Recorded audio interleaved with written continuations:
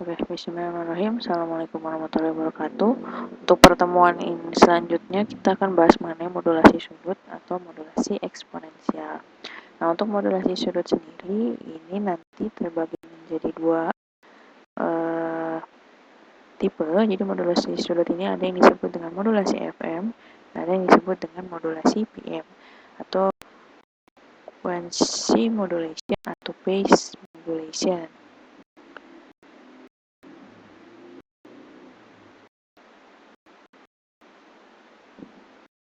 Nah, modulasi ini pendahuluan dulu. Jadi sebelumnya di awal-awal pertemuan, di pertemuan kedua juga kita udah bahas mengenai modulasi continuous wave yang linear, yaitu modulasi AM, di mana modulasi AM ini terdiri dari modulasi DSB, SSB, dan VSB. Kemudian, selanjutnya yang akan kita bahas adalah modulasi continuous wave tapi non-linear atau bersifat eksponensial, atau disebut juga dengan modulasi sudut, yaitu FM dan juga PM. Nah, ini ada beberapa sifat, yaitu perlu teman-teman perhatikan. Dalam modulasi linier atau modulasi AM, spektrum sinyal termodulasi adalah translasi dari spektrum sinyal informasi. Jadi, sinyal AM-nya ini adalah hasil dari translasi dari spektrum sinyal informasi. Itu kira-kira bahasanya. Kemudian bandwidth-nya tidak pernah lebih dari 2 kali dari bandwidth sinyal informasinya. Nah, ini karena di awal-awal kita sudah bahas juga kalau bandwidth untuk menghitung bandwidth AM itu dengan 2 dikali dengan frekuensi informasinya. Gitu. Nah, kalau di FM seperti apa nanti kita bahas juga.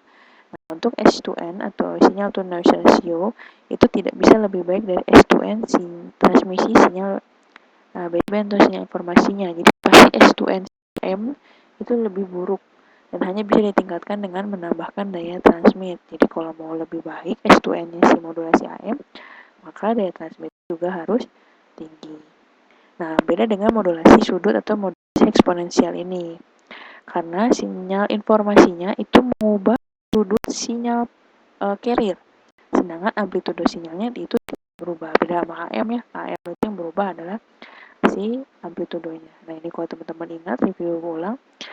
Jika ini adalah sinyal informasinya, dan ini adalah sinyal ini gambar sinyal termodulasinya. Jadi kalau AM itu amplitudonya besar kecil. Kalau yang frekuensi modulation itu rapat tenggang. Nah, bedanya sama yang PM. Nah, ini PM-nya phase modulation. Nah, phase itu maksudnya di sini ada fase yang berbalik. Nah, itu ya. Jadi masuk phase modulation itu ada fase yang berbalik. Kemudian, nah ini kita bahas mengenai modulasi sudut. Langsung kita masuk ke sini. Nah, modulasi sudut itu sebenarnya ada banyak yang bisa dibahas, tapi ini saya bagi jadi 2 pembahasan. Yang pertama hari ini kita hanya bahas mengenai basicnya dari modulasi sudut. Nah, untuk modulasi sudut ini jadi ada 2, ada FM sama PM. Nah, modulasi FM atau PM ini atau modulasi sudut ini kita nyatakan dalam ST sama dengan AC cos theta IT. Jadi kalau di AM itu beda ya, bukan theta IT karena ini berhubung dengan sudut. Nah, jadi bentuk sinyal modulasinya itu dinyatakan dengan AC cos theta IT. Nah, ada theta I atau menunjukkan dia sudut. Nah, theta I ini untuk FM dan PM itu berbeda. Kalau theta I untuk PM, ini kira-kira bentuknya seperti ini. Nanti teman-teman bisa lihat seperti ini juga. Nah, ini.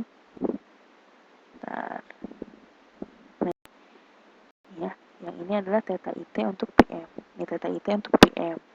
Jadi, kalau theta IT yang ini kita ganti, kira-kira bentuknya adalah ST sama dengan AC cos.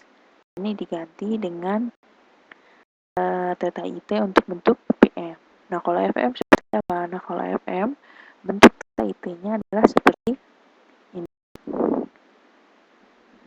Nanti jadi diganti theta IT-nya diganti dengan bentuk untuk theta IT yang FM. Nah, sebelum lanjut untuk bentuk modulasinya, dari sini kita udah tahu ada bedanya antara yang PM dan juga PM dan juga FM. Nah, di sini kalau yang integral biasanya modulasi untuk FM. Terus Bu, ini ntar ngitung ada integral-integralannya? Sebenarnya enggak. Nanti teman-teman tahu jadi itu apa bentuk persamaannya gini. Nah, ini awal mulai dari mana? Nah, awal mulai ini jadi kalau di modulasi sudut ini kita kenal dengan yang namanya frekuensi sesaat. Nah, frekuensi sesaat itu rumus utamanya atau persamaan umumnya adalah ini. FIT sama dengan 1 per 2V dikali D theta I per DT. D theta I per DT itu apa? Ini adalah turunan dari theta I. Jadi kalau misalnya kita taunya persamaannya PM nih dengan theta I ini misalnya.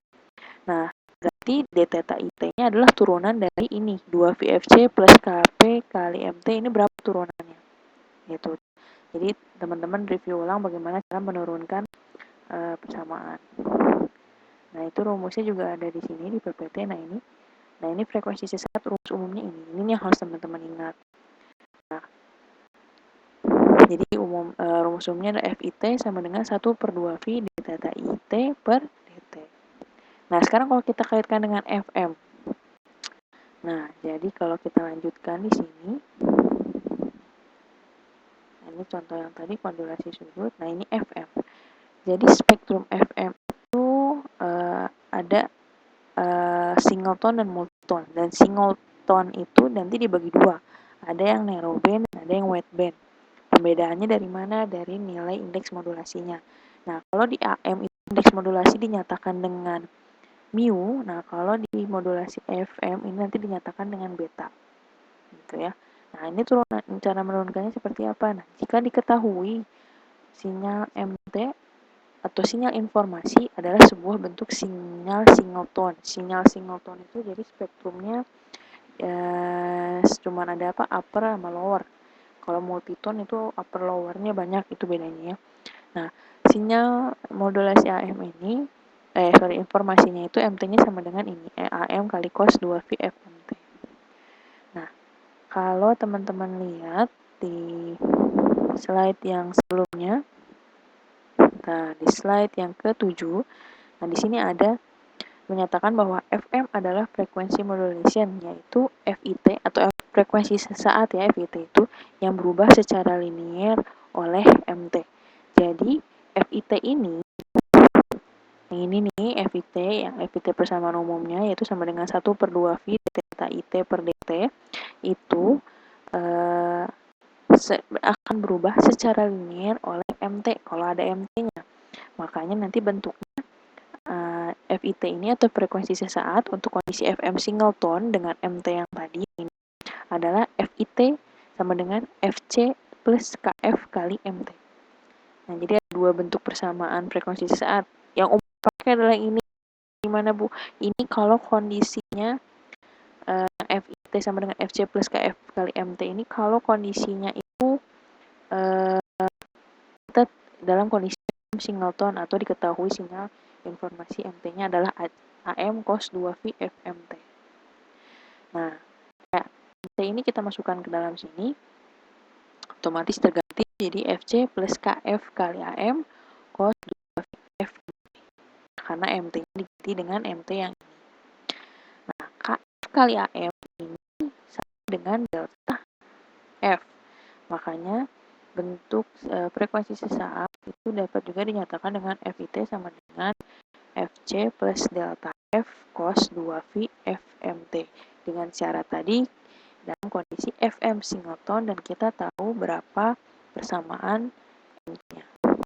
Itu ya, itu syaratnya supaya kita bisa menghitung frekuensi sesaat yang persamaan yang satunya lagi.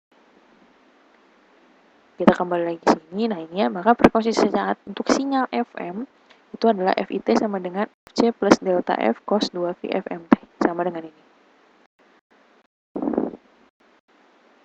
Kemudian, nah ini balik ke sini. Nah, setelah kita turunkan, nah tadi saya bilang KF kali AM itu sama dengan delta F. Nah, kalau kita masukkan di mana theta IT untuk FM itu adalah yang ini. Nah, ini kita ganti, kita ubah sedemikian rupa mengikuti FIT yang ini. MT-nya diganti sama AM cos 2V FMT. kemudian diintegralkan dikali KF dan segala rupa, nanti akan muncul data IT-nya adalah bentuknya ini, seperti ini. Nah, dari sini delta F per Fm itu sama dengan beta atau indeks modulasi. Maka delta IT ini dapat kita nyatakan juga menjadi 2IV FCT plus beta sin 2V FMT. Gitu kira-kira. Sehingga kalau diganti yang ini, kalau teman-teman perhatikan ini kalau diganti, ini akan bisa diganti menjadi bentuk seperti ini. Jadi kalau teman-teman lupa mengingatnya, nah yang bentuk ST sama dengan AC cos 2VFCT plus beta sin 2VFMT, nah itu adalah bentuk kesamaan untuk FM. Gitu. Jadi sinyal FM seperti ini, kalau PM yang tadi seperti ini.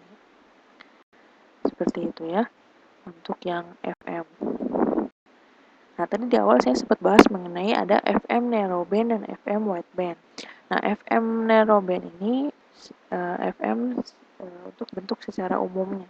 Jadi nilai betanya itu kecil atau nilai indeks modulasinya kecil. Definisi kecil itu berapa? Definisi kecilnya itu bernilai kurang dari atau sama dengan 1.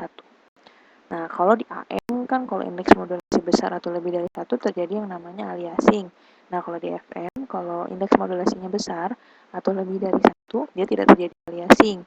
Dia tetap dapat dimodulasikan, tapi disebut dengan FM wideband atau FM pita lebar.